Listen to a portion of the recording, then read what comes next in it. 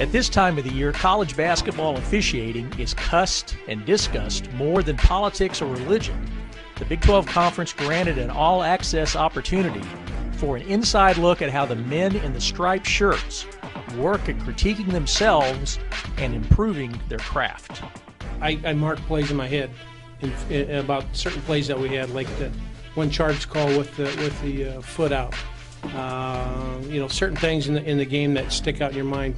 4, 5, 6, 7 different plays, and you stick it out and you try to remember when those plays are at, and you go back and look at them, see if you got them right or wrong.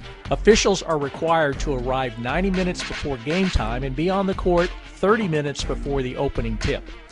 For those 60 minutes in the officials' locker room, the three-man crew gets into uniform, stretches, and talks about points of emphasis. If we have a replay situation, let's make sure that everybody knows what we're going to look for, especially if it's a critical situation. If there's something that happens that one of us needs to trigger the other one, hey, we can go look at the replay. The officials understand that their every move, every call is being watched.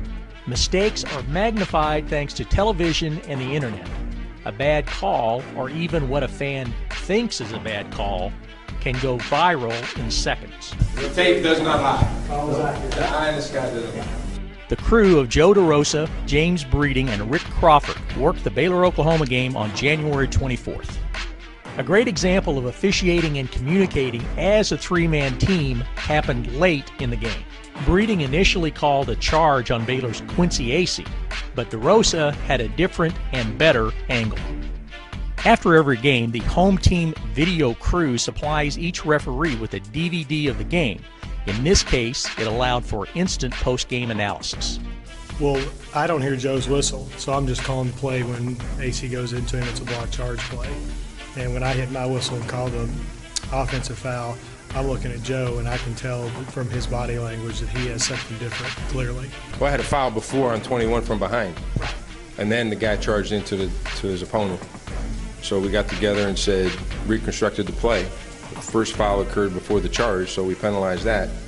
I really don't see how we could have not penalized the foul that was called, even though the guy obviously ran over his opponent. Baylor won at Oklahoma 77-65.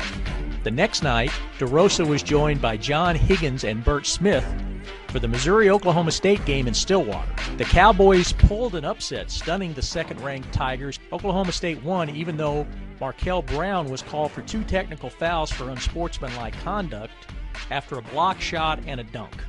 While there was debate that Brown was penalized for his enthusiasm, the man who oversees officiating for the NCAA agreed with the officials' decisions. We're competitors, we're athletes too, been out on the floor, so when you have a game that both teams are aggressively playing, it makes it easy for us to work, helps us to stay focused. After a shower, a couple of slices of pizza, some talk about the previous game, it's back to the hotel, then on to another airport, another rental car, another hotel, and another game.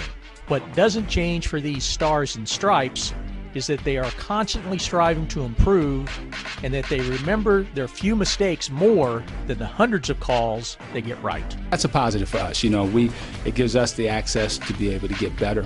We might drive down the road tonight and think about some plays that we haven't talked about right now, but that gives us the opportunity to look at them, look at our positioning, see whether we got straight lines, see whether we had the right angles, and all those things would, from a technology standpoint, make things much more progressive for us today.